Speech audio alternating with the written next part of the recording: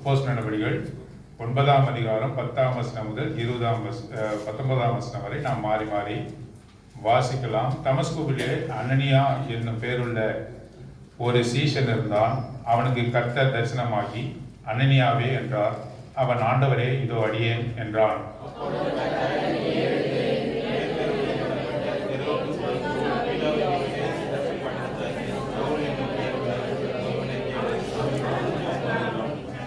அனனியா என்னும் பேருள்ள ஒரு மனுஷன் தன்னிடத்தில் வரவும், தான் பார்வையடையும்படி தன் மேல் கையை வைக்கவும் தரிசனம் பண்ணான் என்றார்.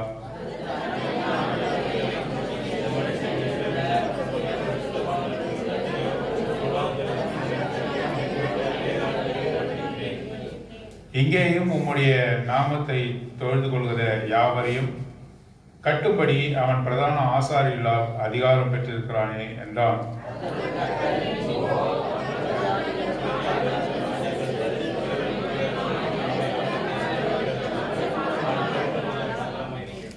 அவன் என்னுடைய நாமத்தின் நிமித்தம் எவ்வளவாய் பாடுபட வேண்டும் என்பதை நான் அவனுக்கு காண்பிப்பேன் என்றார்.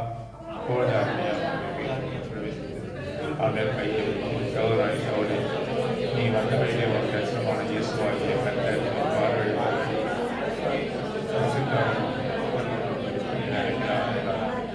உடனே அவன் கண்ணிலிருந்து மீன் செதில்கள் போன்றவைகள் விழுந்தது.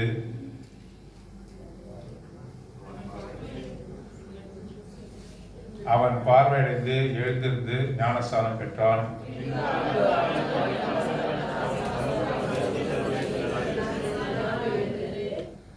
தேவன் தாமே இந்த வார்த்தைகளை ஆசீர்வதித்து நம் அனைவரோடு கூட பேசுவாராக. அனனியா என்ற ஒரு மனுஷனை குறித்து ஆண்டவர் இன்று நம் மத்தியிலே பேசவிருக்கிறார். அனனியா என்ற ஒரு சீஷன் இருந்தான் என்று சொல்லப்பட்டிருக்கிறது. அவன் தமஸ்குவிலே இருந்தான் என்று சொல்லப்பட்டிருக்கிறது. அனனியா is a disciple of Lord Jesus Christ. He lived in Damascus என்று சொல்லி நாம் இங்கே பார்க்கிறோம். கர்த்தர் அவனுக்கு தரிசனமாகி, அனனியாவே என்றார். அவன், ஆண்டவரே, அடியேன் என்றார். பாருங்க, ஆண்டவர் ஒரு மனுஷனையும் ஒவ்வொரு தேவனுடைய பிள்ளைகளையும் அவர் அழைக்கிறவராக இருக்கிறார். எல்லோருமே தேவனுடைய அழைப்பை பெற்றவர்களாக நாம் காணப்படுகிறோம். ஆண்டவர் ஒவ்வொருவரையும் பேர் சொல்லி அழைக்கிற தேவனாக இருக்கிறார். அவர் எப்படி கூப்பிடுகிறார்? அனனியாவே என்று சொல்லி கூப்பிடுகிறார்.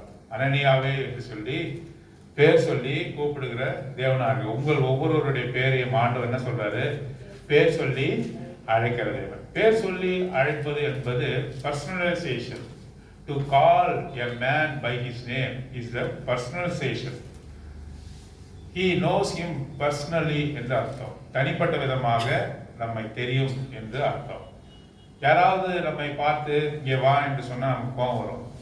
ஆனால் நம்ம பேரை சொல்லி கூப்பிடும் போது நமக்கு எவ்வளவு சந்தோஷமா இருக்கும். அனனியாவை யார் கூப்பிட்டது? ஒரு மனுஷன் அல்ல, மற்ற சகோதரர்கள் அல்ல, தேவனே அவனை பேர் சொல்லி கூப்பிடுகிறார். அப்படி என்றால் அவனுடைய வாழ்க்கை எப்படிப்பட்டதாக இருந்திருக்கிறது? நம் அனைவரையும் ஆண்டவர் பேர் சொல்லி கூப்பிட வேண்டுமா? நம் ஒவ்வொருவரையும் தனிப்பட்ட விதமாக பெயர் சொல்லி கூப்பிட வேண்டுமா? அப்படி என்றால் அனனியாவை போல ஒரு வாழ்க்கையை நாம் வாழ்கிறவர்களாக காணப்படணும். 2 இடங்கள்ல தான் அனனியாவை குறித்து சொல்லப்பட்டிருக்கிறது. அப்போஸ்தலர் நடவடிக்கைகள் 9ஆம் அதிகாரம், அப்போஸ்தலர் நடவடிக்கைகள் 22ஆம் அதிகாரம். இந்த 2 பகுதியில தான் இந்த மனுஷன் அனனியா என்ற இந்த மனுஷனை குறித்து நாம் வாசிக்கிறோம். அனனியா எங்கே வசித்தான்? தமஸ்குவிலே வசித்தான் என்று சொல்லி நாம் வாசிக்கிறோம். ஆகவே தமஸ்குவிலே வசித்த இந்த மனுஷனை குறித்து நாம் பார்க்கிறோம். 22ஆம் அதிகாரம் அப்போஸ்தலர் நடவடிக்கைகள் 22ஆம் அதிகாரம் 12ஆம் வசனம். அப்பொழுது வேத பிரமாணத்தின்படியே பக்தி உள்ளவனும் அங்கே குடியிருக்கிற சகல யூதராலும் நல்லவன் என்று சாட்சி பெற்றவனுமாகிய அனனியா என்னும் ஒருவன். இதை யார் சொல்லுகிறார் என்று சொன்னா, அப்போஸ்தலனாகிய பவுல் சொல்லுகிறார். தான் சாட்சியாக சொல்லுகிற வசனம். அப்போஸ்தலனாகிய பவுல் எல்லா மக்கள் மத்தியிலையும் சொல்றாரு எப்படி நான் ரட்சிக்கப்பட்டேன். அப்போஸ்தலனாகிய Pavul, Apostle Paul is testifying how he was redeemed, how he was saved by the Lord. When he testified, the people of that city, அந்த நகரத்திலே தான் எப்படி ரட்சிக்கப்பட்டேன் என்று சொன்ன பொழுது அங்கே அவர் சொல்லுகிறார், இந்த அனனியாவை குறித்து சாட்சி கொடுக்கிறார். யார் சாட்சி கொடுக்கிறார்? அப்போஸ்தலனாகிய பவுல் சாட்சி கொடுக்கிறார். என்ன சொல்றார் என்று சொன்னா, வேத பிரமாணத்தின்படி பக்தி உள்ளவன். He was a devout man, devout. பக்தி உள்ளவனாக காணப்பட்டான். யோபு பக்தி உள்ளவனாக இருந்தான். கொர்னிலேயு அப்போஸ்தலர் நடவடிக்கைகள் 10ஆம் அதிகாரத்தில் வாசிக்கிறோம். கார்னிலேயஸ் இஸ் a devout man. நாமும் கூட ஆண்டவர் முதல்ல நம்ம எடுத்து பயன்படுத்தணும் என்று சொன்னா, ஆண்டவர் நம்ம கிட்ட பேசணும்னு சொன்னா, எத்தனை பேருக்கு ஆண்டவர் நம்ம இடத்துல பேசணும்னு ஆசையா இருக்கு? Everybody wants to speak with the Lord. The Lord wants to speak with us. The eagerness, நமக்கு அப்படிப்பட்ட ஒரு வாஞ்சை இருக்கணும்.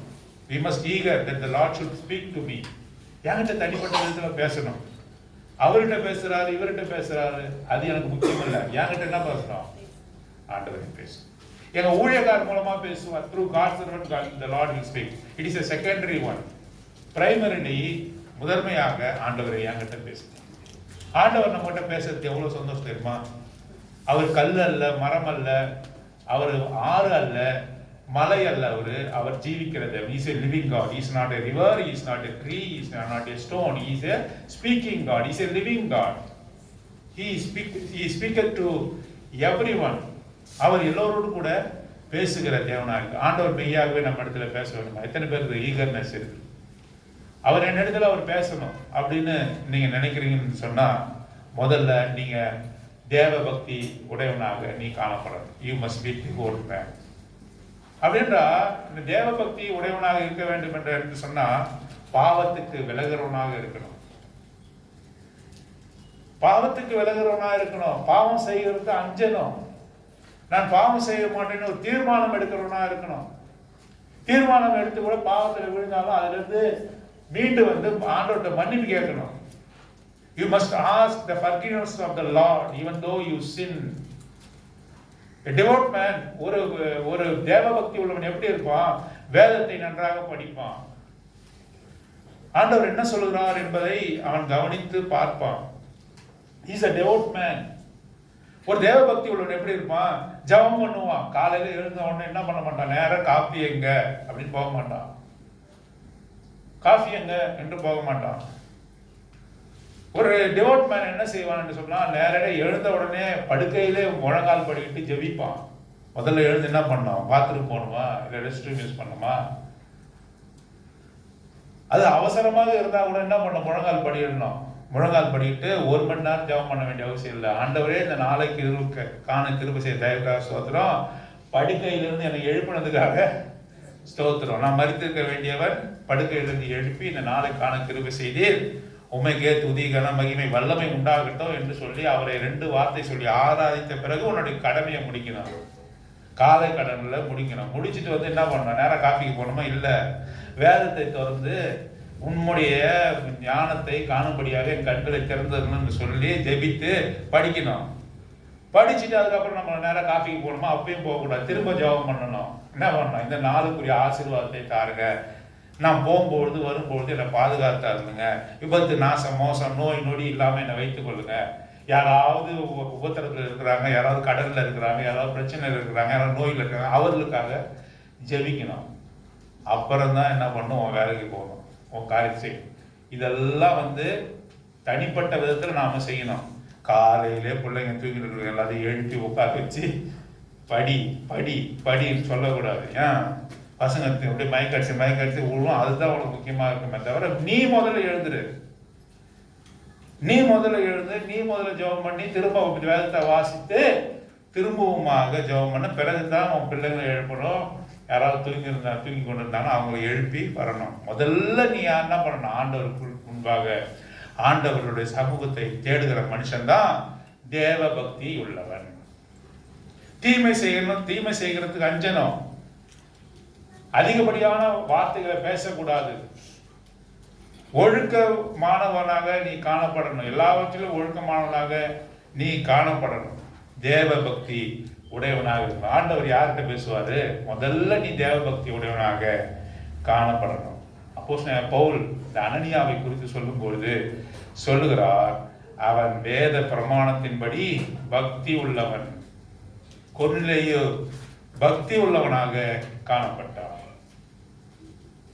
ஆண்டவரிடத்துல வந்த அந்த மனுஷனை குறித்து நம்ம வாசிக்கிறோம் இல்லையா, அவனும் தேவ பக்தி உடையவனாக காணப்பட்டான். சிறு வயது முதலாகவே நான் எல்லாவற்றையும் பின்பற்றினேன் என்று சொல்லி தேவ பக்தியை காட்டினவனாக இருக்கிறான். முதல்ல தேவ பக்தி, டிவோட் மேன் என்று சொல்லி 12ஆம் வசனம் அப்போஸ்தலர் நடவடிக்கைகள் 22 வாசிக்கிறோம். ஆக்ட்ஸ் ஆஃப் அப்போஸ்தலர்ஸ் சாப்டர் 22 verse 12. இரண்டாவதாக பார்க்கிறோம், குடியிருக்கிற சகல யூதராலும் நல்லவன் என்று சாட்சி பெற்றவனாக இருக்க வேண்டும். He was reported, he was testified as a good man. நம்ம பத்தி சபையில் இருக்கிறவங்க நம்ம பத்தி என்ன சொல்லணும்? யூதர்னா என்ன? நாம தான். சபையில் இருக்கிறவங்க மாத்திரமல்ல, those who are given their lives to the Lord, those who are redeemed, the people must testify you. உன்னை குறித்து யாராவது கேட்டாக்க என்ன சொன்னா? அவர் ரொம்ப நல்லவங்க. என்ன சொல்லணும்? அவங்க நல்லவங்க, அவர் நல்ல நடக்கையை உடையவர், good character, is a man of good character. அதிர்ந்து பேச மாட்டாரு, எல்லாவற்றிலும் நிதானத்தை கடைபிடிப்பவர். அவர் இருக்கிற இடமே தெரியாது. அனனியா இருக்கிற இடமே தெரியல. நீங்க அனனியாவை குறித்து ஏதாவது பிரஸ்தாபத்தை பாருங்க, ஒன்றுமே இருக்காது.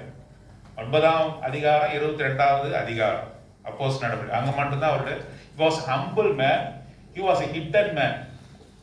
அவன் ஒரு தாழ்மையுள்ள மனுஷன், அவனை வெளிக்காட்டி கொள்ளவே இல்லை. பாருங்க, வேதத்தை எடுத்து படித்து உபதேசிக்கிறவங்க தான் பெரிய ஆளுன்னு நினைச்சுக்காதீங்க. உபதேசிக்கிறவங்களை விட கீழே உட்கார்ந்துருவங்க ரொம்ப பெரிய ஆளா இருக்கலாம். ஆண்டவருக்குள்ளாக ஆண்டவருக்கு தான் தெரியும், ஆண்டோடைய நாளில் தான் தெரியும். என்னை காட்டிலும் நம்மை காட்டிலும் வேதத்தை உபதேசிக்கிறவர்கள் காட்டிலும் பிரசங்கியார்களை காட்டிலும் தேவனுக்கு உண்மையா இருந்தவர்கள் ஜனங்களாக இருப்பார்கள். Humble man, Ananias was a humble man. முதல்ல அந்த தாழ்மையின் சிந்தை இருக்கணும். தாழ்மையின் சிந்தை அனனியாவுக்கு இருந்தது. ஹிடன் மேன், அவன் வெளிக்காட்டி கொள்ளவே மாட்டான். முந்திரி கொண்ட தரமா முன்னாடி வந்து நிக்க கூடாது. எதுக்காக இருந்தாலும் எனக்கு எல்லாம் தெரியும், அப்படி கிடையாது. அவனை அழைத்த போதுதான் ஆண்டவருக்கு பயன்படுறான். அது வரையும் வாய் மூடி இருக்கிறான். ஆண்டவராக இயேசு கிறிஸ்து 33 வருடங்கள் இந்த உலகத்துல வசித்தார். The Lord Jesus Christ lived 33.5 years. Up to 30 years there was no record about him. 30 வயசு வரையும் அவர் குறித்து எந்த விதமான காரியம், அவர் பிறந்தாரு 30வது வயசுல தான் அவரை பத்தியே சொல்றாங்க. அது வரைக்கும் 30 வயசு வரை என்ன செஞ்சாரு? தாய் தகப்பனுக்கு கீழ்ப்படிந்தார். எவ்வளவு கடினம், எவ்வளவு கஷ்டம். 30 வயசு வரையும் அவங்க அப்பா அம்மாவுக்கு கீழ்ப்படிந்தார். ஹம்பிள், ஹிடன், அவரை பத்தி எதுவுமே தெரியல. எல்லாவற்றையும் பிதாவானவருக்கு பெற்றுக்கொள்ளும்படியாக 30 வருடங்கள் ஜப வாழ்க்கை அவருடைய வாழ்க்கையா இருந்தது. சரீர பிரகாரமான தாய் தகப்பனுக்கு கீழ்ப்படிந்தவராக நல்ல பெயர் பெற்றவராக இருந்திருக்கிறார். ஆகவேதான் 3.5 வருட காலங்கள் அவர் ஊழியம் மகத்தான ஊழியமாக ஆண்டவர் ஆசீர்வதித்தார். ஹிடன் லைஃப், ஹிடன், மறைந்து வாழ்கிற ஒரு தன்மை, மறைந்து வாழ்கிற தன்மை, கர்த்தரிலே ஊன்றி இருக்கிற தன்மை, கர்த்தருக்காக சாட்சியா இருக்கிற தன்மை. அனனியாவுக்கு அப்பேற்பட்ட குணங்கள் இருந்தது. He was a devout man, he was a humble man, he was a hidden man. hidden manனா மறைந்து இருக்கிறது. என்னை பத்தி தெரியணும், எனக்கு எல்லா புகழையும் நீங்க கொடுக்கணும். நான் யார் தெரியுமா, நான் எப்பேற்பட்டவன் தெரியுமா, நான் எங்க இருந்து வந்தேன் தெரியுமா, இதெல்லாம் தேவையில்லாத விஷயம் ஒன்று. மறைந்து வாழ்கிற தன்மை, hidden man என்று சொல்லி நாம இவனை குறித்து வாசிக்கிறோம். அது மாதிரி இல்ல, உன் பேரை சொன்னா என்ன சொல்லணும்? எல்லாரும் அவனை பார்த்த மற்றவன் என்ன சொல்லலாம்? அவரு கர்த்தருக்குள்ளான மனுஷன், தேவபக்தி உள்ளவன், அவர் நல்லவன் சொல்லணும். சொல்ல முடியுமா? சாட்சியை பெற்றிருக்கிறோமா? அவனாங்க வாயத்தோட மோசக்காரங்க, அவன் மோசக்காரங்க. சபைக்கு வந்தா தேவதூதனை போல இருப்பான், வெளியே போனாலும் தெரியும். If he is in the church, he will be like an angel. When he goes out in his workplace, in the place of his studies, அவன் வேலை செய்கிற இடத்துல அவன் போய் பார்க்கணும். கழுத்துல கையை வைப்பாங்க, அவன் கழுத்துல கையை வைப்பான், கெட்ட வார்த்தைகளை பேசுவான், கோபமா நடந்து கொள்வான். அனனியாவை குறித்து பார்க்கும்போது எல்லா யூதருக்கும் அவனை அனனியா என்று சொன்னாக்க அவனை குறித்தினது நல்ல சாட்சி. பாருங்க, இத்தனைக்கும் இந்த அனனியா சொந்த ஊர்ல வாழல. எங்க வாழல? இஸ்ரேல் நாட்டுல வாழல, தமஸ்கு பட்டணத்துல வாழ்ந்தான். தமஸ்கு எங்க இருக்கு? சிரியா தேசத்தில் இருக்கு. சிரியா அண்டை நாடு. இஸ்ரேலுக்கு அண்டை நாடுன்னா சீரியா. இப்ப கூட இருக்குல்ல சீரியா, அது தலைநகரம். இப்ப கூட என்னது? இப்பொழுதும் டமஸ்கஸ் தான் அதனுடைய தலைநகரம். அங்கே வாழ்ந்தான். In an alien country, in an alien city, he lived. But he was so pious, he was so godly, devout man. Many people among the Jews, he was testified as a good man, good woman. நீங்க நல்ல சாட்சி பெற்றிருக்கீங்களா? ஆண்டவர் உங்களிடத்துல பேசுவதற்கு முன்பாக இப்பேற்பட்ட சாட்சியை பெறணும். அதை விட்டுட்டு நான் ரட்சிக்கப்பட்ட கேன்சர் ஏன் ஆண்டவர் என்கிட்ட பேசல அப்படி கேட்கக்கூடாது. அதுக்கு கிரைட்டீரியா இருக்குது. கிரைட்டீரியா தேவ பக்தி உள்ளவனாக எல்லாரும் உன்னை பத்தி சொல்லும் போது என்ன சொல்லணும்? நல்லவன் என்று சொல்லணும். அது மாத்திரமல்ல, உன்னுடைய வாழ்க்கை மறைந்து தாழ்மையான ஒரு வாழ்க்கையா இருக்கும். தாழ்மையான ஒரு வாழ்க்கையா இருக்கும். தாழ்மையின் சிந்தை உடையவராக இருக்கணும். பிலிப்பியர் 2ஆம் அதிகாரத்தில் வாசிக்க நம்ம ஆண்டவராக இயேசு கிறிஸ்துவை கூட குறித்து நம்ம வாசிக்கும் பொழுது, அவர் தேவனுடைய குமாரனா இருந்தும் அவர் என்ன செய்தாரு? தேவனோடு இருப்பதை கொள்ளையாடின பொருளாக எண்ணாமல் தன்னைத்தாமே தாழ்த்தி மனுஷ சுரூபம் எடுத்து அடிமையின் சாயலை எடுத்து சிலுவையில் பலியானார். தேவனோடு இருந்தாலும் கூட அடிமையின் சிந்தையை பெற்றுக்கொண்டு தாழ்த்தினார் என்று சொல்லி வாசிக்கிறோம். யார் அவர்களுடைய சீஷர்கள்? அவருடைய கால்களை போய் யார் கழுவினா? ஆண்டவரே கழுவினா. எவ்வளவு தாழ்மையின் சிந்தை! தாழ்மையின் சிந்தை ஆண்டவராக இயேசு கிறிஸ்து வெளிப்படுத்தினார். ஆகவே ஆண்டவர் உன்னிடத்திலே பேச வேண்டும், உன்னோடு கூட ஐக்கியமா இருக்க வேண்டும், உனக்கு பல காரியங்களை வெளிப்படுத்த வேண்டும் என்று சொன்னால் தாழ்மையின் சிந்தை, மறைந்து வாழுகிற வாழ்க்கை. மறைந்து வாழ வீட்டுல போய் ஒழிஞ்சுக்கிறது கிடையாது. உன்னை பேர் சொன்னாதான் என்ன தெரியும், கூப்பிட்டாதான் உனக்கு தெரியணும். அப்படிப்பட்ட மறைந்து தாழ்மையோ வாழ்கிற ஒரு வாழ்க்கை, டிவோட் மேன். உன்னுடைய வாழ்க்கை எப்படி இருக்கணும்? அது நல்ல கேரக்டர் உள்ளதா இருக்கணும். இந்த நேரத்தில் எங்க இருப்பார் பிரதர்னாக்கா சினிமா கோட்டையில் இருப்பார்னு சொல்லக்கூடாது. என்ன பண்ண? ஜபத்தில் இருப்பார்னு சொல்லணும். இந்த நேரத்தில் எங்க இருப்பாருன்னு சொன்னா சபையில இருப்பாருன்னு சொல்லணும். ஞாயிற்றுக்கிழமை சண்டே எங்க இருப்பாருனாக்கா எங்க இருப்பாரு? கல்யாணத்துல இருப்பாருங்க அவரு. நீங்க அவங்க சொந்தக்கார கல்யாணம் அப்படின்னு சொல்லக்கூடாது. எங்க சொல்லணும்? கல்யாணம் இருந்தாலும் என்ன பண்ணணும்? அவர் ஆண்டவர் வீட்டுக்கு போயிட்டு தான் கல்யாணத்துக்கு போவார். He will go first to the church and to the wedding next அப்படின்னு சொல்லணும். ஆண்டவர் வீட்டில் தடுத்து இருப்பது, ஆண்டவர்களோடு கூட ஆண்டவர் ஜனங்களோடு கூட இருப்பது, இது அவருக்கு மிக முக்கியம் என்று உன்னை குறித்து சொல்லணும். First the Lord, next the business. உனக்கு இருக்கிற வியாபாரம், உன்னுடைய படிப்பு எல்லாம் ரெண்டாவது தான். முதல்ல யாரு? ஆண்டவர். Ananias was a devout man. Ananias was a humble man. Ananias was a hidden man. Ananias got the testimony of his people. அவனுடைய ஜனங்க அவனை குறித்து சொன்னாங்க, நல்ல சாட்சி சொன்னான். அவரான வாயில வாயை குத்தக்கூடாது. உன் பேரை சொல்றானே வாயை குத்தி அப்படியாக, இல்லைன்னா நம்முட்டு சிரிப்பு சொல்லுவாங்கல்ல, அதுமே சிரிக்கக்கூடாது. தெரியுங்க அவர் குறித்து அப்படிலாம் சிரிக்கக்கூடாது. பேச மாட்டாங்க, ஆனால் நம்முட்டு சிரிக்கும் அப்படின்ட்டு போயிடுவோம். அப்படின்னா என்ன? ஐயோ மோசமான ஆளுங்கன்னு அர்த்தம். அப்படிப்பட்ட வார்த்தை நம்ம குறித்து வரக்கூடாது. இது அப்போஸ்தலன் பவுலே சொல்றாரு. எல்லாரிடத்திலும் சாட்சி பெற்றவன் என்று அவர் சொல்லுகிறார். அப்போஸ்தலர் நடபடிகள் 9ஆம் அதிகாரம், அப்போஸ்தலர் நடபடிகள் 9ஆம் அதிகாரத்துல இன்னும் கூட அவரை குறித்து நான் வாசிக்கலாம். 10வது வசனம். தமஸ்குவிலே அனனியா என்னும் பேருள்ள ஒரு சீஷன் இருந்தான். Apostles chapter 9 verse 10. தமஸ்குவிலே அனனியா என்னும் பேருள்ள ஒரு மனுஷன் இருந்தான் போல. என்ன பண்றது? சீஷன். அனனியாவை அப்படிதான் இன்ட்ரோடியூஸ் பண்றாங்க. முதல்ல வேதத்துல அனனியாவை குறித்து சொல்லும் போது என்ன தெரியுமா? அவன் ஒரு மனுஷன் இருந்தான், படித்தவன் இருந்தான், பண்புள்ளவன் இருந்தான் அப்படிலாம் சொல்லல. பணக்காரன், அனனியா என்ற ஒரு பணக்காரன் இருந்தான் அப்படிலாம் சொல்லல. என்ன சொல்லப்பட்டிருக்கு? ஒரு சீஷன்னா என்னது? ஆண்டவராக இயேசு கிறிஸ்துவுக்கு டிசைபிள். ஒபீடியன்ட். சீசன்னா என்னன்னு அர்த்தம்னா டிசைபிள் என்றா என்ன அர்த்தம்னா ஆங்கிலத்தில் த லேர்னர் என்ற அர்த்தம். என்னன்னா கற்றுக்கொள்பவன் அர்த்தம். குரு சீஷன் அப்படின்னு அர்த்தம். குருவானவர் சொல்லி கொடுக்கறதுலாம் என்ன சீஷன் தான் என்ன பண்ணணும், கேட்கணும். சீசன் என்ற வார்த்தைக்கு என்ன அர்த்தம்னா லேர்னர் என்ற அர்த்தம், கற்றுக்கொள்பவன்.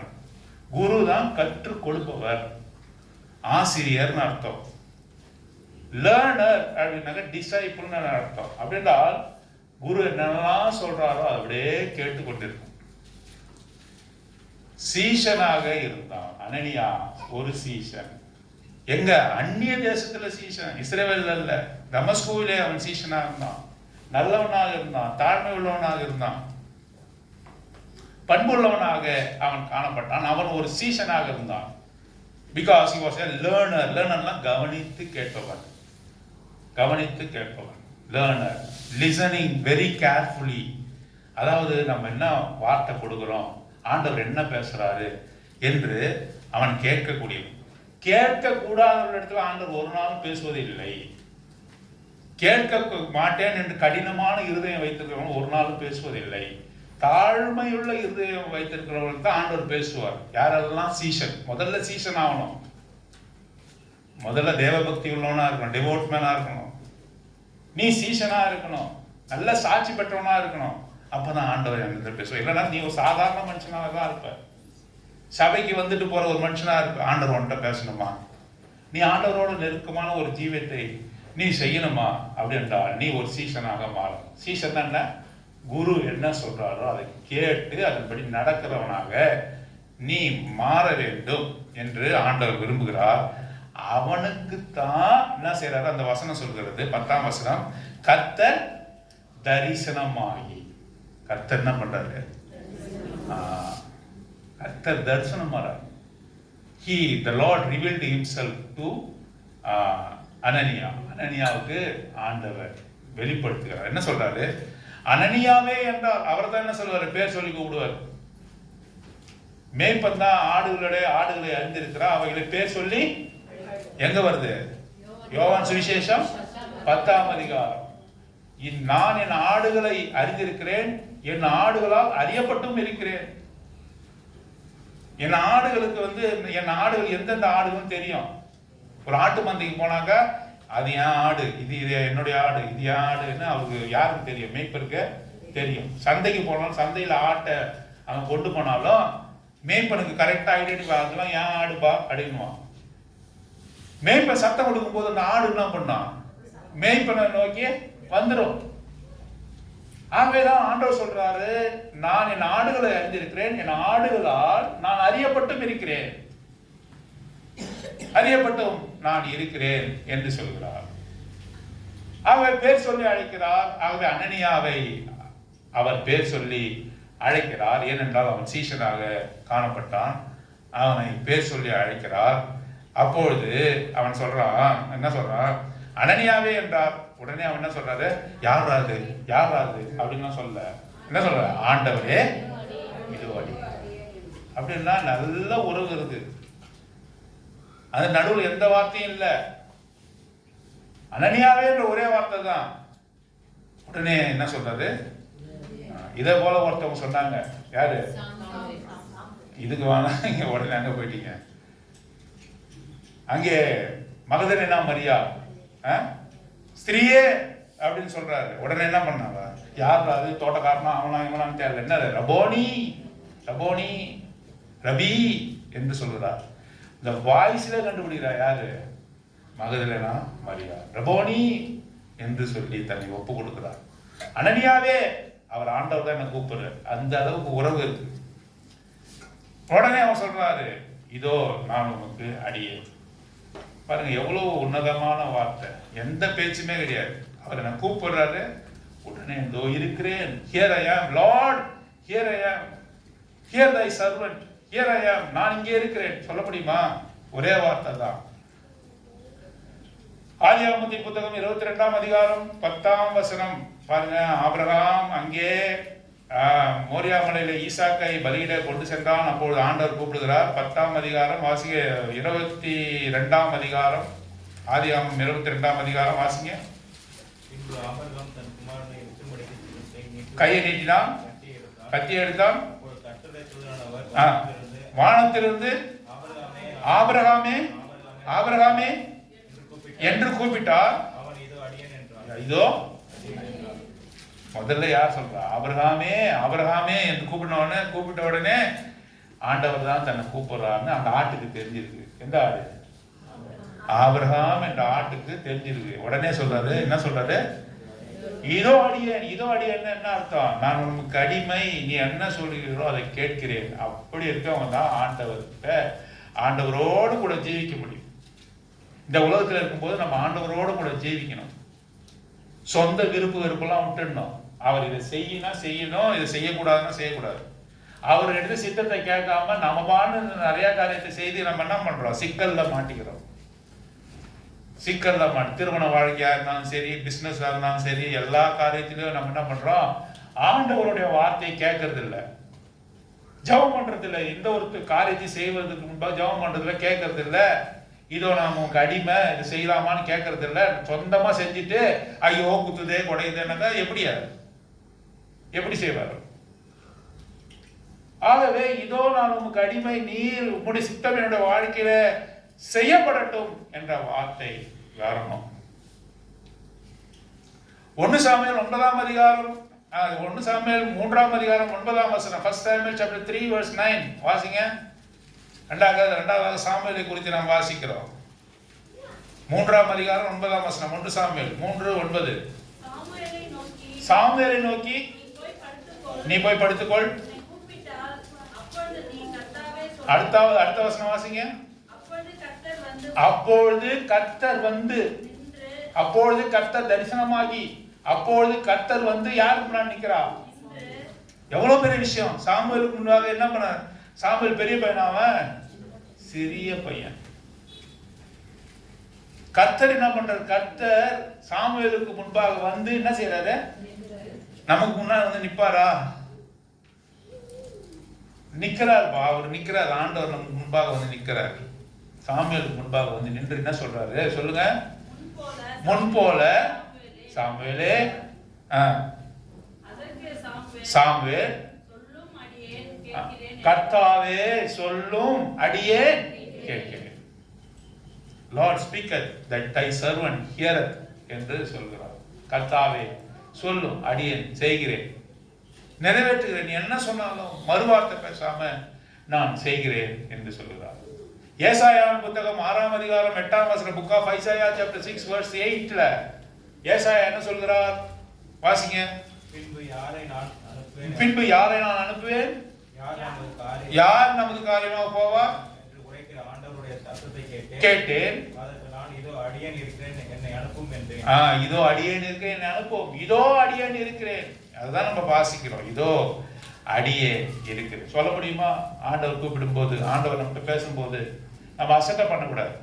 ஆண்டவரே நீங்க இருங்க, நான் என் சொந்த காரியத்தை நான் பார்த்துக்கிறேன், நான் என் சொந்தமாக தான் வேலையெல்லாம் செய்வேன், நான் என்ன யோசிக்கிறேனோ எனக்கு தெரியும் ஆண்டவரே, உண்மை காட்டிலும் எனக்கு அநேக விஷயங்கள் தெரியும், எனக்கு இதுல நல்ல நாலேஜ் உண்டு, உமக்கு என்ன தெரியுமா எனக்கு தெரியாது என்று சொல்லுவோம் என்று சொன்னால் ஆண்டவருடைய சித்தத்தை செய்ய முடியாது. இதோ அடியே இருக்கிறேன். அனனியாவே என்று கூப்பிட்ட போது அவன் என்ன சொன்னாங்க? இதோ அடியேன் அடியேன் என்றான். இதோ அடியேன் என்றான். அடிமை என்றான். அடிமை என்றான். இதோ நான் அடியேன், நான் அடிமை, உமது அடிமை, உங்கள் வாக்கின்படி செய்ய நான் ஆயத்தமாய் இருக்கிறேன் என்று சொன்னார். பாருங்க, அங்கதான் வாசிக்கிறோம். பாருங்க, அப்பொழுது ஆண்டவரே இதோ அடியேன் என்று. அப்பொழுது கர்த்தர், நீ எழுந்து நேர் தெருவு எனப்பட்ட தெருவுக்கு போய் யூதாவின் வீட்டிலே தர்சு பட்டணத்தாகிய சவுல் என்னும் பேருள்ள ஒரு தேடு, அவன் இப்பொழுது ஜெபம் பண்ணி கொண்டிருக்கான். இப்ப பவுல் என்ன செய்து கொண்டிருக்கிறான்? பவுலாகிய சவுல் என்ன செய்து கொண்டிருக்கிறார்? தமஸ்குவுக்கு போறாரு. பவுல் நம்ம பார்க்கிறோம்ல, சவுல் போறார். போகும்பொழுது அங்கே கிறிஸ்தவர்களை, அங்கே விசுவாசிகளை, ஆண்டவரை ஏற்றுக்கொண்டவரை நொறுக்கும்படியாக, உபத்திரத்தை கொடுக்கும்படியாக போகிறார். அப்பொழுது தமஸ்குக்கு போகிற வழியிலே யார் சந்திக்கிறார்? ஆண்டவராகிய இயேசு கிறிஸ்து சந்திக்கிறார். அவர் சொன்ன வார்த்தை என்ன?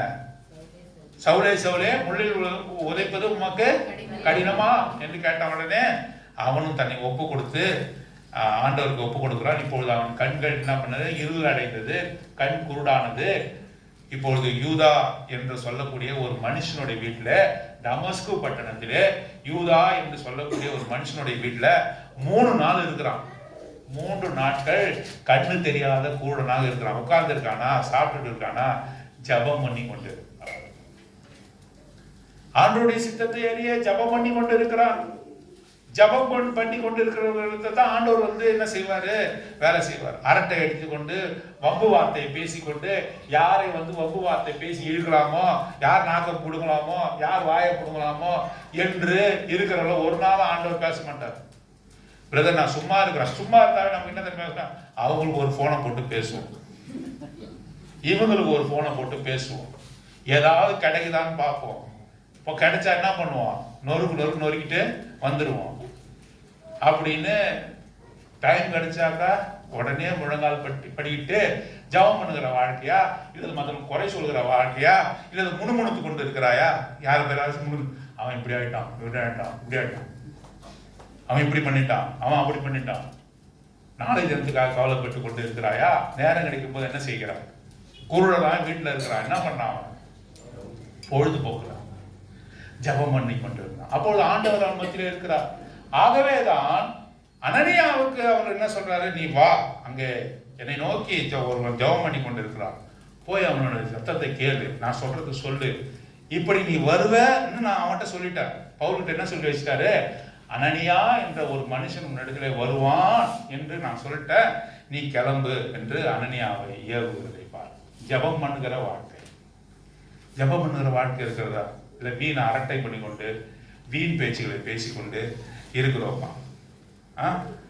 வீண் அலுவலாய் நாம் அங்கே தெரிந்து கொண்டு இருக்கிறோமா? அல்லது ஜபம் பண்ணி கொண்டு ஆண்டவருக்கு ஒப்பு கொடுத்து கொண்டு இருக்கிறோமா?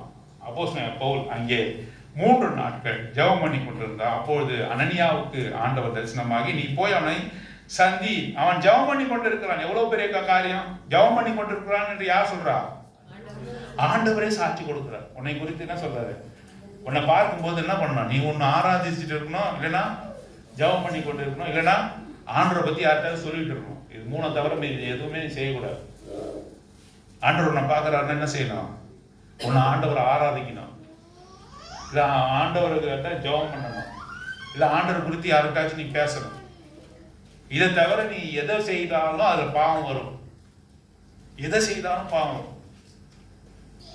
ஆகவேதான் அப்போஸ்தலன் பவுலை குறித்து சொல்லும் போது அவன் ஜெபம் பண்ணி கொண்டு இருக்கிறான் என்று ஆண்டவர் சொல்லுகிறார். பாருங்க, அந்த நம்ம காரியத்தை நாம் பார்க்கிறோம். அனனியா என்னும் பேருள்ள ஒரு மனுஷன் தன் மீது வரவும் தான் பார்வையும்படி தன் மேல் கையை வைக்கும் தரிசனம் கண்டான் என்றார். 13வது வசனம். அதற்கு அனனியா, ஆண்டவரே, இந்த மனுஷன் எருசலேமில் உள்ள உம்முடைய பரிசுத்தவான்களுக்கு எத்தனையோ பொல்லாங்குகளை செய்தான் என்று அவனை குறித்து அநேகரால் கேள்விப்பட்டிருக்கிறேன். இங்கேயும் உம்முடைய நாமத்தை தொழுது கொள்கிற யாவரையும் கட்டும்படி அவன் பிரதான ஆசாரியர்கள் அதிகாரம் பெற்றிருக்கிறானே என்றான். ஆண்டவர்கிட்ட என்ன சொல்றான்? ஆண்டவரே, நீங்க ஏதோ அடியேன், நீங்க சொல்றதை செய்யறேன், ஆனாலும் ஒரு விண்ணப்பம். அவரோட பிள்ளைங்க பேசுறதை கேட்கிறார், அவரோட பிள்ளைங்களை பேசுறது கேட்கிறார். நீ இதை செய்யின்னு சொல்லும் பொழுது சில பிள்ளைங்க என்ன பண்ண, உடனே போய் செய்யும். சில பிள்ளைகள் என்ன பண்ணா, காரணம் கேட்கும். நான் ஏன் இதை செய்யணும் அப்படின்னு காரணம் கேட்கும். அவர் தயவுள்ள உள்ளத்தோடு கூட அவன்கிட்ட சொல்றாரு, இவன் எப்படிப்பட்ட மனுஷன்? எருசலேம்ல எல்லா ஆண்டவர் உண்மை ஏற்றுக்கொண்டவர் எல்லாரையும் என்ன பண்ணா, அவன் பாதித்தான். He persecuted those who received you as their personal savior. He persecuted, he afflicted, he killed. சில பேரை கொலை செய்தான், சிலரை துன்பப்படுத்தினான். இப்பேற்பட்டவன் இப்போ தமஸ்குக்கு வந்திருக்கிறான் என்பது உமக்கு தெரியும் ஆண்டவரே என்று சொல்லுகிறான். அப்பொழுது ஆண்டவர் சொல்கிறார், நீ அதை பத்தி கவலைப்படாத. பாருங்க, மரியாதை இடத்துல தேவதூதன் வருகிறார். கவனிங்க, மரியாதை இடத்துல தேவதூதன் வருகிறார். வந்த உடனே என்ன சொன்னா, நான் உமக்கு அடிமைன்னு சொல்லிட்டு நீ ஒரு குழந்தையை பெறுவாய் என்று சொன்ன உடனே மரியாதை அப்படியே ஆகட்டுமா சொன்னாங்க. என்ன சொன்னாங்க? நான் புருஷனை அறியேனே, இது எப்படி ஆகும் என்றார். I never knew an husband, how come it will happen unto me என்று கேட்கிறார். அப்படின்னா உனக்கு ஒரு குழந்தை பிறக்கும் அப்படின்னு சொன்ன உடனே இதுவரையும் அவன் கண்டது இல்லை. கண்டிருக்காளா? ஏதாவது ஒரு ஸ்திரீ கன்னிகையா இருக்கும் பொழுது, விவாகம் ஆகாமல் இருக்கும்போது, கன்னிகையா வேர்ஜின் லேடி, ஒரு கன்னிகையான ஸ்திரீக்கு குழந்தை பிறக்குமா? புருஷன் மனைவி சேர்ந்ததான, புருஷ பஞ்சாயத்து சேர்ந்ததான குழந்தை பிறக்கும். இதான உலகத்தினுடைய வழக்கம். அப்ப நான் ஒரு புருஷனையும் அறியனே, எனக்கு குழந்தை பிறக்குன்னு சொல்றீங்களே, இது எப்படி ஆகும் என்று கேட்டார். அப்பா தேவதூதரான சொல்கிறார், பரிசுத்த ஆவியானவர் மேல் நிழலிடும். அப்பொழுது உனக்கு ஆண்டவர் உன்னுடைய கருவிலே வருவார் என்று அங்கே சொல்லுகிறார். அது விளக்கத்தை கேட்கும் போது சொல்றார், இப்பேற்பட்ட கொடுமையான ஆளாச்சு சவுலு, எல்லோரையும் அவன் கொன்ற மனுஷனாச்சே, எல்லாரையும் பர்சிக்யூட் பண்ண மனுஷனாச்சே, உபத்திரத்துக்குள்ளாக கொண்டு போன மனுஷனாச்சு, தமஸ்குலே அவன் வருகிறான் என்று நாங்கள் கேள்விப்பட்டிருக்கிறோம், அவன் எல்லாரையும் வாதிக்கும் பொருட்டு வந்திருக்கிறானே என்று சொல்லும்போது, அப்படி அல்ல. இங்க என்ன சொல்ற, நீ போ. அதற்கு கர்த்தர் நீ போ, கோ ஈ என்று போடப்பட்டிருக்கு. அப்படி என்றால் கமாண்ட், பரவாயில்ல நீ போ என்று அவர் சொல்கிறார். ஆண்டவர் ஒரு காரியத்தை சொன்னா ஏதாவது ஒரு சந்தேகம் தான் கேட்கலாம், திரும்ப திரும்ப அவர்கிட்ட என்ன பண்ணக்கூடாது, கேட்டுக்கொண்டே இருக்கக்கூடாது. அப்படி ஒரு மனுஷன் இருந்தான். யார் இருந்தா சொல்? Very good, God bless you. மோசேவை அவர் தனியா தான் அழைச்சார். முச்செடியில அவர் தரிசனம் கொடுத்து சொல்றாரு, மோசே நான் உன்னோடு கூட இருக்கிறேன். Moses, I will be with you. Go to Pharaoh, ஃபாரோன் இடத்துல போ, என் ஜனங்களை விடுதலையாக்கும்படி சொல்லு. Deliver my people from the clutches of Pharaoh. ஃபாரோனுடைய கையிலிருந்து விடுதலையாக்குன்னு சொன்னோடனே அவன் சொல்றான், நான் போனா என் சொந்த ஜனங்களை என்ன பண்ண மாட்டாங்க, நம்ப மாட்டாங்க. ஃபர்ஸ்ட் எக்ஸ்கியூஸ், என் சொந்த ஜனங்களை நம்ப மாட்டாங்க. பரவாயில்ல நீ போப்பா அப்படின்னு சொல்றாரு. நான் போகிறதுக்கு இல்லை அப்படின்னு சொன்னான். அப்படின்னா உன் கையில் இருக்க கோலை போடு, பாம்பா மாறிச்சு அதிசயத்தை நீ காண்பிப்ப. அப்பயும் அவன் சொல்றான், சரி வராது. மூணாம் முறை சொல்றான், நான் திக்குவாயும் மந்த இருதயம் உடையவன். மூன்றாம் முறை. அது போல 5 முறைகள் என்ன சொல்றான் ஆண்டவர், நீ போ, கோ கோ கோ என்று சொல்றாரு. போவா மாட்டேன்னு ஒரே ஆற விட்டா என்ன பண்ணுவான் மோசே? தாங்குவானா? தாங்க மாட்டான். ஆனாலும் மோசே ஆண்டவருடைய பிள்ளை இல்லையா, ஆனால் கேள்வி கேட்க கேட்க பதில் சொல்லிக்கிட்டே இருக்கார். அவனுக்கு பதில் சொல்றார், பொறுமையா இருக்கார். அவனிடத்துல பொறுமையாக இருக்கிறார். மோசேவின் இடத்துல பொறுமையா இருக்கிறதை நாம் பார்க்கிறோம். பாருங்க, நான் யாத்திராகமம் 4ஆம் அதிகாரம், எக்ஸோடஸ் சாப்டர் 4 12 verse 12 வாசிக்கிறேன். யாத்திராகமம் 4ஆம் அதிகாரம் 12ஆம் வசனம் நான் வாசிக்கிறேன். ஆதலால் நீ போ, நான் உன் வாயோடு இருந்து நீ பேச வேண்டியதை உனக்கு போதிப்பேன் என்றார். மோசே இடத்துல சொல்றார். அதற்கு அவன் மோசே என்ன சொல்றான்னா, ஆண்டவரே நீ அனுப்ப சித்தமா இருக்கிற யாரையாயிலும் அனுப்பு. என்னது நீ போடானாக்கா என்ன சொல்றான்? சில பேர்லாம் இருக்கிறாங்க, நான் கூட அப்படிதான். யாரா என் ஃப்ரெண்டு என் கூட வந்தால் தான் நான் போவேன், யாராவது என் கூட வரணும், நான் தனியாலாம் போக மாட்டேன். குழந்தைத்தனமா இருக்குல்ல, நானே உன் கூட வரேன்னு சொன்னேன். நீங்க இருக்க ஆண்டவரே, யாராவது என் ஃப்ரெண்டு அனுப்புங்க ஆண்டவரே, என் ரிலேட்டிவ் அனுப்புங்க, என் மாமாவை அனுப்புங்க, எங்க தம்பி அனுப்புங்க, யாராவது அனுப்புங்க அப்படின்னு சொல்றான். அதற்காக நான், ஆண்டவரே நீ அனுப்ப சித்தமாக யாரையாவது அனுப்பணும். அப்பொழுது கர்த்தர் மோசேயின் மேல் கோபம் மூண்டவராகி, அப்படின்னா he was angry with Moses. He was angry repeatedly. Every time he is telling, go Moses go, I will be with you என்று சொல்கிறார். ஆனாலும் கூட அவன் என்ன சொல்றான், யாரையாவது அனுப்புங்க, எனக்கு பேச தெரியாது, ஏதாவது சொல்லிக்கிட்டே இருக்கிறான். காரணம் சாக்கு போக்கு சொல்றான். அப்போது கர்த்தர் மோசேயின் மேல் கோபம் கொண்டவராகி, லேவியனாகிய ஆரோன் உன் சகோதரன் அல்லவா, அவன் நன்றாய் பேசுகிறவன் என்று அறிவேன். அவன் உன்னை சந்திக்க புறப்பட்டு உன்னை காணும் போது அவன் இருதய மகன், நீ அவனோட பேசி அவனோட போன்றார். அப்படின்னா நீ வேணான்னு சொன்னதுனால ஒரு அப்பத்தை எடுத்து 2ஆ போட்டு யாருக்கு கொடுத்துட்டாரு? முழு அப்பத்துக்கு நீ தான் பாத்துருவான், முழு சொத்துக்கு நீ தான் பாத்துருவான், உனக்கு தான் உன்னை பிளஸ் பண்ணணும்னு உனக்கு கூப்பிடுறாரு. நீ என்ன கூட போட்டு இவனுக்கும் கொடுனாக்கா என்ன பண்ணாரு? இவனுக்கு ஒண்ணு இவனுக்கு ஒண்ணு கொடுத்தாரு. இல்ல, உன்கிட்ட இருக்கிறத உடைச்சு உனக்கு பாதியும் அவனுக்கு பாதி, முழு ஆசீர்வாதத்தை பெற வேண்டிய நீ என்ன பண்ணுவ? ஆண்டவருடைய சொல்ல கேட்கணும்னாக்கா பாதி பாதியா ஆகிடுவார். சில பேர் என்ன பண்ணுவாரு? தண்டிச்சிருவாரு. மோசே மேல கருணை இருந்ததுனால அவருக்கு கோபம் வந்தாலும் அவர் என்ன பண்ணல, மோசேவை அழிக்கல, தண்டிக்கல. மோசே வேண்டாம்னு சொன்னதுனால தான் என்ன பண்ணாரு, ஆரோனை கொண்டு வந்தார். ஏன்னா மோசே ஒரு நாள் கண்ணுக்குட்டியை செய்ய மாட்டான், ஆரோன் கண்ணுக்குட்டி செஞ்சிருவான். ஒரு நாள் ஆண்டவருக்கு துரோகம் பண்ண மாட்டான், ஆண்டவருக்கு தெரியும். ஏன் மோசையை மாத்திரமே அவர் நேசித்தாரு, மோசே ஒரு நாளும் ஆண்டவருக்கு துரோகம் செய்ய மாட்டான். ஆரோன் என்ன பண்ணுவான், மோசே மலையில இருக்கும் பொழுது ஆரோன் என்ன பண்ணுவான், ஜனங்களுடைய பேச்சு கேட்டு கண்ணுக்குட்டிய செஞ்சிருவான்.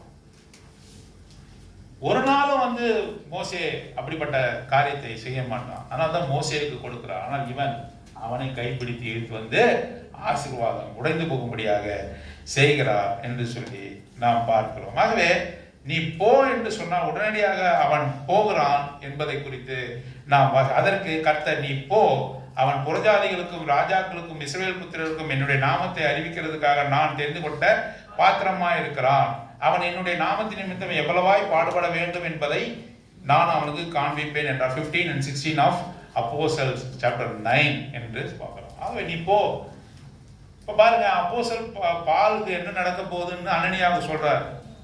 அவன் பெரிய மனுஷனா இருப்பான், அவன் ஒரு தீர்க்கதரிசியை போல இருப்பான், அவன் அப்போஸ்தலராக இருப்பான் என்று சொல்லி உயர்த்தி சொல்றாரு. அப்போ அனனியாவுக்கு பொறாம வந்ததா? பாருங்க, பொறாம வந்ததா? இல்ல.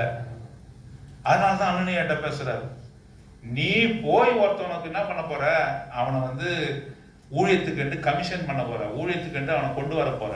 நீ போய் தான் என்ன பண்ண போற, டமஸ்குல போய் அந்த வீட்டுல போய் அவனை ஊழியத்துக்கு கொண்டு வர போற. அவன் உன்னை காட்டிலும் பெரியவனாக இருப்பான் சொல்றாரு. யாருக்கிட்ட சொல்றாரு? அனனியாவுக்கு என்ன வந்துருக்கான், நான் போய் செஞ்சாக்கா அவரு பெரிய ஆளா வாரான்னு என்ன வந்துருக்கான் அவனுக்கு, அனனியாவுக்கு பொறாம வந்துருக்கான். வேற யாராச்சும் அனுப்புங்க, நான் வரல அப்படின்னு மோசையை போல சொல்லியிருக்கணும். ஆனா சொல்லல. என்ன பண்ணான்? அதுதான் நான் சொன்னேன், முதலாவதாக அவனுக்கு தாழ்மையின் இருதயம், தாழ்மையின் இருதயம் இருந்தது, மறைந்து வாழ்கிற வாழ்க்கை இருந்தது. ஆனால் அவனை எடுத்து அவன் பயன்படுத்துகிறார். அப்பொழுது அனனியா போய் வீட்டில் பிரவேசித்து அவன் மேல் கையை வைத்து, சகோதரனாகிய சவுலே, நீ வந்த வழியில் உனக்கு தரிசனமான இயேசுவாகிய கர்த்தர் நீ பார்வையும்படிக்கும் பரிசுத்த ஆவியினாலே நிரப்பப்படும்படிக்கும் என்னை அனுப்பினார் என்றார். நேரா வீட்டுக்கு போறான். யூதா என்ற ஒரு மனுஷனுடைய வீட்டுல யார் தங்கி இருக்கிறா? சத்தமா சொல்லுங்க, முடிச்சிடலாம். என்ன பாருங்க, சவுல் போன உடனே, சவுலே நீ யாருன்னு எனக்கு தெரியும். அங்க போய் என்ன சொன்ன, நீ யாருன்னு எனக்கு தெரியும், எவ்வளவு பேரு கொன்ன. அப்படியே நான் ஜபம் பண்ணிட்டே இருந்தப்பா. என்ன நீ எவ்வளவு பேரை கொன்ன, எவ்வளவு பேரை சிரசாங்க போட்ட, எவ்வளவு பேர் கைய உடைச்ச, எவ்வளவு பேர் காலை உடைச்ச, எவ்வளவு பேர் வாயிலே குத்தி வாயில ரத்தம் வச்ச, எவ்வளவு துன்பத்தை பண்ண. டேய் பாருடா, உன்னை இன்னைக்கு ஆண்டவர் கொண்டு வந்துருக்காரு, ஸ்தோத்திரம் ஆண்டவர்ன்னு சொல்லுவேன். நீங்க என்ன நம்மளும் நான் அப்படிதான் சொல்லுவான். அவன் உள்ள நுழைஞ்சவனே அவனை பார்த்த உடனே என்ன சொல்லுவான், அண்ணனே டேய் பாரு, மாட்டினியா நீ, வா ஆண்டவருக்குள்ள மாட்டினியா, கண்ணு எவ்வளோ அலங்காரமா சுத்தி இருந்தா, இன்னைக்கு கண்ணே போச்சு பாரு உனக்கு. எவ்வளவு பேர் கண்ணு எடுத்த, காலை உடைச்ச, இன்னைக்கு உனக்கு கண்ணு தெரியாம தடவின்னு இருக்கிற அப்படின்னு நான் மனசுல நினைச்சுக்கிட்டு அனனியாட்ட போய் பேசுவான். ஆனா அனனியா was a humble man. அவன் என்ன சொல்றான், நேரம் பண்ணு, சகோதரனே என்று அழைக்கிறான். பிரதர், பிரதர் பால், பிரதர் சால் என்று அழைக்கிறான். எப்படிப்பட்ட வார்த்தை பாருங்க. துரோகம் பண்ணவன் யாரு? சவுலு. கொலை பண்ணவன் மன்னிச்சு இந்த அனனியா சொல்றான், அவன் மோசமான ஆளாச்சா ஆண்டவரே என்று ஆண்டவர்கிட்ட பேசுறான். அப்படின்னா இந்த சவுலு யாரு நல்லாவே தெரியுது அவருக்கு. ஆனா அவன் போய் அனனியா கிட்ட, நீ பழைய காரியத்தை தான் நோண்ட வேண்டிய அவசியம் இல்லை. நாம் என்ன செய்வோம், ஒரு சகோதரன் வந்தாங்க, இன்னைக்கு சபையில நீ ஒழுக்கமா உட்கார்ந்து இருக்கிற, நீ என்ன மாதிரியான ஆளுன்னு எனக்கு தான் தெரியும், நீ என்ன மாதிரியான வார்த்தை பேசணும் எனக்கு தான் தெரியும், நீ மோசமான ஆளு, என்னால எப்படி உட்காந்துருக்க, வெள்ளை சட்டை வெள்ளை பேண்ட் போட்டு பைபிள் வச்சுக்கிட்டு உட்காந்துருக்கிற அப்படின்னு உன் மனசு நினைவு வரும். ஆனா அனனியாவுக்கு அப்படி நினைவு வரல. என்ன சொல்ற, சகோதரனே, அந்த வார்த்தையை பாருங்க. கிறிஸ்துவுக்குள்ள நாம் எல்லாம் சகோதரனா இருக்கு. நீ எவ்வளவு பெரிய மோசமான ஆளா இருந்தாலும் சரி, நீ எவ்வளவு பெரிய மோசமான ஆளா இருந்தாலும், சகோதரனாகிய சவுலே, நீ வந்த வழியில ஆண்டவர் உனக்கு தரிசனமானாரே, அவர்தான் என்னை அனுப்பினார் உன்னிடத்திலே என்று கருணையுள்ள வார்த்தை, அவனுடைய குற்றங்களை மன்னிக்கிற வார்த்தை, அதை நினைவுபடுத்தாத வார்த்தை. இந்த மனப்பான்மை நமக்கு இருக்கணும். அப்பதான் ஆண்டவர் நம்மை உயர்த்துவார். அப்போதான் ஆண்டவர் நம்மோடு கூட உறவாடுவார். அப்பொழுதுதான் நான் ஆண்டவர் நம்மோடு கூட பேசுவார். ஆண்டவர் என் கூட பேசல அப்படின்னு நினைக்கிறியா? அப்படியே அவன் சகோதரனை மன்னி, உன் சகோதரனை மன்னி. அவனுடைய பழைய காரியத்தை குறித்து நீ கிளற வேண்டிய அவசியம் இல்லை. அவனுடைய பழைய வாழ்க்கை நீ அதை தோண்டி பார்க்க வேண்டிய அவசியம் இல்லை. ஆண்டவர் அவனை மன்னித்திருக்கிறார். நீனும் கூட என்ன பண்ணணும்? அவனை மன்னித்திருக்க வேண்டும். அவன் பழைய வாழ்க்கையை நினைக்காதே. அவன் உனக்கு சகோதரன். கிறிஸ்துவுக்குள்ளாக நீங்கள் சகோதரர்கள், சகோதரிகள். அவர்களுடைய வாழ்க்கையை குறித்து நீ நினைக்காதே, அவனை மன்னி என்று சொல்லுகிறார். பாருங்க, நீ பார்வையடையும்படி செய்த கர்த்தர் தான் என்னை உன்னிடத்துல அனுப்பினார் என்று அங்கே சொல்லப்பட்டிருக்கிறது. பாருங்க, 22வது அதிகாரம். அப்போஸ்தலனாகிய பவுல் அனனியாவை குறித்து சொல்கிற வார்த்தை மாத்திரம் பார்த்து முடிக்கலாம். பாருங்க, இங்க வாசிக்கிறோம் இல்லையா? 13வது வசனம். அப்போஸ்தலர் சாப்டர் 22 verse 13, 22, 13. என்னிடத்தில் வந்து நின்று, யார் என்னிடத்தில் வந்து நின்று? கவனிங்க, யார் என்னிடத்தில் வந்து நின்று? அனனியா என்னிடத்தில் வந்து நின்று என்று அப்போஸ்தலனாகிய பவுல் சொல்றாரு. இங்க அப்போஸ்தலனாகிய பவுல் என்ன சொல்றாரு? இந்த மனுஷன், தேவபக்தி உள்ள இந்த மனுஷன் இருக்கானே, அவன் என்னிடத்திலே வந்து நின்று என்ன சொன்னானா? பாருங்க, 11வது 13வது வசனம் 13. என்னிடத்தில் வந்து நின்று சகோதரனாகிய சவுலே இங்கேயும் சொல்றார், பார்வையடையவாக என்றார். அந்நேரமே நான் பார்வையடைந்து அவனை ஏறிட்டு பார்த்தேன். யார் பார்வை அடைவாயாக? யார் சொன்னது? அனனியா. யார் பார்த்து சொன்னது? சவுலை பார்த்து நீ பார்வை அடைவாயாக என்று, சகோதரனே நீ பார்வை அடைவாயாக என்று சொன்ன உடனே அவன் பார்வையடைந்து. யார் நமக்கு இப்படிப்பட்ட ஒரு வார்த்தைய, அன்பு பொருந்த வார்த்தைய இங்க சொன்னாங்கன்னு சவுல் பார்க்கிறான். அங்க அனனியா நின்று கொண்டிருக்கிறதை நாம் இங்கே பார்க்கிறோம். பாருங்க, அந்நேரமே நான் பார்வையடைந்து அவனை ஏறிட்டு பார்த்தேன். அப்பொழுது அவன் நம்முடைய முன்னோர்களின், இந்த வார்த்தை தான் மிக முக்கியம், நம்முடைய முன்னோர்களின் தேவனுடைய திருவுள்ளத்தை நீ அறியவும். நீ என்ன பண்ண போற? You will know the will of God. தேவன் தன்னுடைய சித்தத்தை எல்லாம் யாருக்கு வெளிப்படுத்த போறாரு? அனனியாவுக்கா? யாருக்கு வெளிப்படுத்த போறாரு? பவுலே, உன்னை ஆண்டவர் தெரிந்து கொண்டாரு. என்னை காட்டிலும் நீ மேன்மையானவன், என்னை காட்டிலும் நீ மேன்மையானவன். நான் வந்து தேவபக்தி உடையவனாக இருந்தாலும் கூட என்னை காட்டிலும் நீ மேன்மையானவன். நீ ஜனங்களை துன்பப்படுத்தினாலும் கூட நீ என்னை காட்டிலும் மேன்மையானவன். நீ கர்த்தருடைய திருவுள்ள சித்தத்தை நீ அறிய போகிறாய். ஆண்டவர் என்ன நினைக்கிறாரோ யாருக்கு வெளிப்பட போகுது? ஆண்டவர் என்ன நினைக்கிறாரோ அதெல்லாம் நமக்கு தெரிஞ்ச எவ்வளவு சந்தோஷமா இருக்கும். இப்படி ஒரு மனுஷனை குறித்து சாட்சி சொன்னார். யாரு? என்னுடைய சித்தத்தை எல்லாம் ஒருத்தர் செய்வான். யாரு? ஆபிரகாமா? தாவீது என்ன செய்வானா? ஆண்டவர் என்ன நினைக்கிறாரோ அதை என்ன பண்ணுவான்? உடனே உணர்ந்து கொள்வான். ஆண்டவர் இதை நினைக்கிறாரு, ஆண்டவர் இதை நினைக்கிறாரு. பாருங்க, அங்கே மகா பெரிய சங்காரம் நடக்கிறது. மக்கள் எல்லாம் மடிந்து கொண்டு இருக்கிறார்கள். அர்வானா என்று சொல்லக்கூடிய அந்த களத்துக்கு நேராக, அந்த எருசலேமுக்கு நேராக கத்தி எடுத்துக்கொண்டு அந்த தூதனானவன் சங்காரித்துக் கொண்டிருக்கிறான். அப்பொழுது தாவீது போய் ஆண்டவர்கிட்ட வேண்டிக் கொள்கிறான்.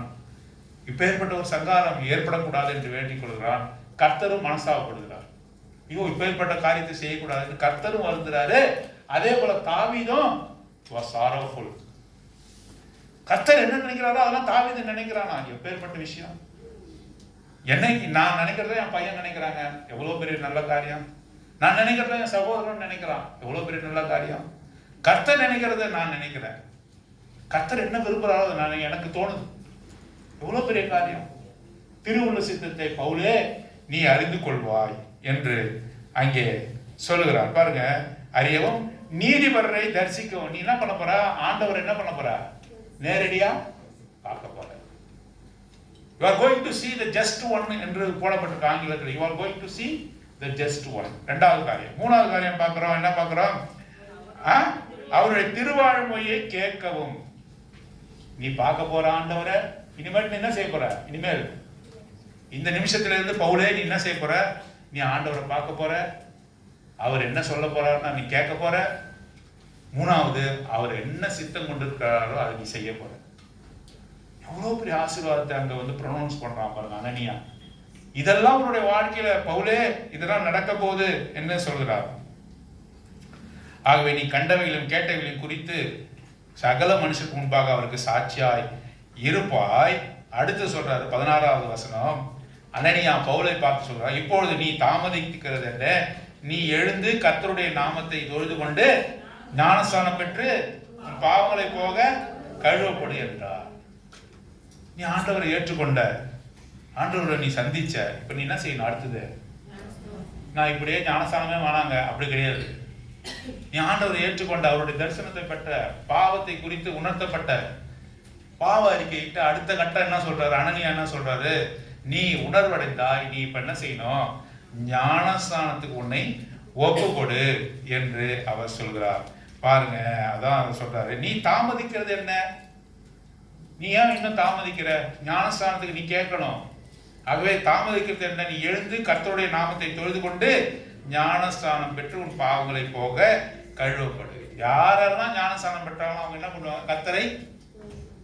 கர்த்தரை என்ன செய்வாங்க? அவங்க தொழுது கொள்வார்கள். They will worship the Lord. Those who got baptized will worship the Lord, will serve the Lord. அவருக்கு சேவை செய்வார்கள். அப்போஸ்தலனாகிய பவுலுக்கு எவ்வளவு பெரிய blessing!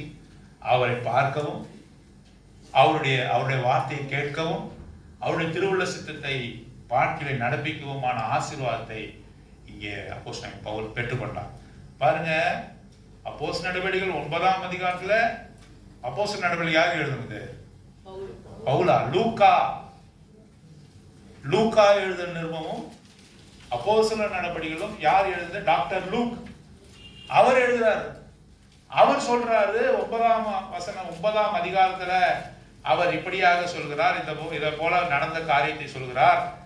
22வது வசனத்துல அப்போஸ்தலனாகிய பவுல், 22வது அதிகாரத்துல அப்போஸ்தலனாகிய பவுலே சொல்லுகிறார். பாருங்க, ஆண்டவர் நம்மோடு கூட பேசணும். இங்க கவனிங்க முடிச்சிடலாம். ஆண்டவர் நம்மோடு பேசணும். ஆண்டவர் கூட நம்மோடு கூட நல்ல ரிலேஷன்ஷிப், நல்ல உறவுல இருக்கணும். ஆண்டவர் கூட நான் ஐக்கியமா இருக்கணும். இந்த குடும்ப வாழ்க்கையில ஈடுபட்டு கொண்டே ஆண்டவரோடு கூட ஐக்கியமா இருக்க முடியும். பிரதர், என் மனைவி இருக்கட்டும், என் பிசினஸ் இருக்கட்டும், எனக்கு காலையில எழுந்துச்சு நைட்டு வரையும் வேலை, பிரதர் எல்லாம் இருக்கட்டும். எல்லாவற்றிலும் இருந்தும் கூட நீ கர்த்தரோடு கூட உறவா இருக்க முடியும், கர்த்தரோடு கூட ஐக்கியமா இருக்க முடியும். அதுதான் மிக முக்கியம். ஆகவே கர்த்தர் உன்னோடு கூட பேசணும், உன்னோடு கூட சம்பாஷிக்கணும், உன்னை எடுத்து பயன்படுத்தணும். You are chosen vessel. நீ தெரிந்து கொள்ளப்பட்ட பாத்திரமாக நீ மாறணும். எடுத்து கர்த்தர் பயன்படுத்தணும். நான் கர்த்தரோட பிள்ளையா வாழணும் அப்படின்னு நினைச்சா முதல்ல you must be a devout man. நீ தேவபக்தி உடையவனாக இருக்கணும். தேவபக்தினா என்ன? You discipline your life by the word of God. ஆண்டோடைய வார்த்தையின்படி உன்னை டிசிப்ளின் பண்ணிக்கணும். எப்படி? காலையில வேதத்தை படிக்கணும், ஜெபம் பண்ணணும், அவரோடு கூட பேசணும், அனாவசியமா யார்ட்டையும் பேசக்கூடாது. நம்ம என்ன செய்யணும்? ஜெபம் பண்ணுகிறவனா இருக்கணும், ஆராதனை பண்ணுகிறவனா இருக்கணும். சபை கூடுவது போதெல்லாம் ஆண்டவரை, சபை கூடுதலை நாம் கனப்படுத்தணும். அது மாத்திரம் இல்ல, வேத ரகசியங்களை படித்து அதை தெரிந்து கொள்கிற மனுஷனா இருக்கணும். யாருக்கும் பொல்லாங்கு செய்யக்கூடாது, தீவினை நினைக்க கூடாது, உத்தமனாக வாழணும். 2வதாக என்ன பார்க்கிறோம்? என்ன வாசித்தோம்? 22ல சகல குடியேறிய குடியா இருக்கிற சகல யூதராலும் நல்லவன் என்று பேர். நம்ம பார்த்து சொல்லும் போது அடப்பாவி என்று சொல்லக்கூடாது. நம்ம பார்த்து என்ன சொல்லலாம்? நல்ல சாட்சி கொடுக்கணும். யாரு பார்த்தாலும் நம்ம பத்தி என்ன சொல்லணும்? நல்ல சாட்சி கொடுக்கிற மனுஷனா இருக்கணும். அது மாத்திரமல்ல, 9வது அதிகாரத்துல நாம வாசிக்கும் போது அனனியா எப்படிப்பட்டவனா? ஒரு சீஷனாக இருந்தான். சீஷனாக. You must be a disciple. disciple என்றால் என்ன அர்த்தம்? யாராவது சொல்லுங்க? லேர்னர், கற்றுக்கொள்கிறவன் என்ற அர்த்தம். ஆண்டவர் எது சொன்னாலும் கற்றுக்கொள்கிறவனாக, அதுபடி கீழ்ப்படிக்கிறவனாக இருக்கணும். அப்பொழுதுதான் ஆண்டவர் என்ன பண்ணுவார்? நம்ம இடத்துல பேசுவார். எப்படி பேசுவார்? அனனியாவே உன் பேரை சொல்லி கூப்பிடுவார், உன் பேரை சொல்லி கூப்பிடுவார், என் பேரை சொல்லி கூப்பிடுவார். அப்படி கூப்பிடும் பொழுது யாரோ கூப்பிடுறாங்கன்னு விடக்கூடாது. என்ன செய்யணும்? இதோ அடியே, இதோ அடியே, இதோ இருக்கிறேன், என்னை எடுத்து பயன்படுத்தும் என்று சொல்லும் பொழுது நம்மை எடுத்து வல்லமையாக பயன்படுத்துகிறார். இந்த அனனியா போய் தான் என்ன பண்ணாரு? ஆண்டவரே அந்த கண்ணை திறந்துக்க முடியுமா? முடியாதா? தமஸ்குவிலே ஆண்டவரை சந்தித்த போது பவுலுடைய கண்ணை மூடிட்டார். கொஞ்ச நேரம் மூடிட்டு கண்ணை திறக்க முடியுமா? முடியாதா? யாருக்காக வெயிட் பண்றாரு? அனனியா போய் தான் திறக்கணும்னு வெயிட் பண்ண. அப்ப அனனியாவை என்ன படுத்துறார் ஆண்டவர்? கனப்படுத்துகிறார். இஸ்ரவேல் ஜனங்களை பார்வோனுடைய தேசத்திலிருந்து விடுதலை செய்ய முடியாதா? ஒரே நிமிஷம் என்ன பண்ண முடியாது? எகிப்தியர் எல்லாரையும் கொண்டுட்டு அங்க யார் இருப்பா? இஸ்ரவேல் ஜனம் தான் இருப்பாங்க. யாரும் அவங்க எதிர்க்க முடியாது, வெளியே வந்துடலாம். ஆனாலும் யாருக்காக வெயிட் பண்ணாரு? பார்வோனுடைய அரண்மனையில 40 வருஷம். அடுத்தது அவன் மாமனார் வீட்டுல போய் ஆடு மேய்க்க போயிட்டான். இவருக்காக ஆண்டவர் என்ன பண்றாரு? காத்து இருக்கார். வருவான் வருவான் வருவான் வந்து மக்களை மீட்பான் காத்திருக்கார். அவன் எங்க போனான்?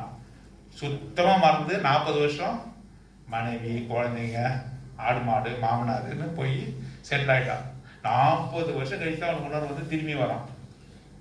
அவரால் விடுதலை செய்திருக்க முடியும். ஆனால் ஒரு மனுஷன் அங்கே மோசேவுக்காக அவர் காத்திருக்கார். யோசேப்புக்காக அவன் காத்திருக்கான். யோசேப்பு அங்கே போய் அங்கே எகிப்திலிருந்து விடுதலை பண்ணும்படியாக அவருக்காக காத்திருந்தார் அப்படின்னு சொல்லுவாங்க. அனனியா போய் என்ன பண்ணாரு?